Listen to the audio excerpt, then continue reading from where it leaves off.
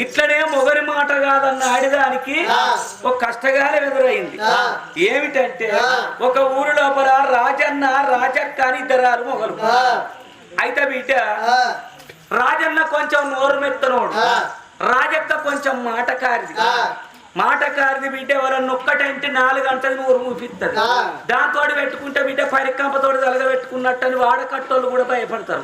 అత్తననికిచ్చుడే, మామననికిచ్చుడే, ఆడిబిడ్డలను అనికిచ్చుడే. ఇక దాని booth high స్కూల్లో వచ్చి చిన్నప్పుడు బిడ్డ దాన్ని నోరు తెస్తే బూతు. ఇక మొగడు కొంచెం నోరు మెత్తనోడు. ఏమున్నదా అని సప్పట్లు కొట్ట నేర్చింది.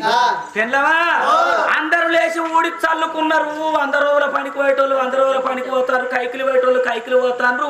ఇంకెప్పుడు లేస్తావా అంటే దారాకిలు అదే ఊడుచుకున్న సంచి నాదికి టూడుతుందా అని సప్పట్లు కొట్టుడు.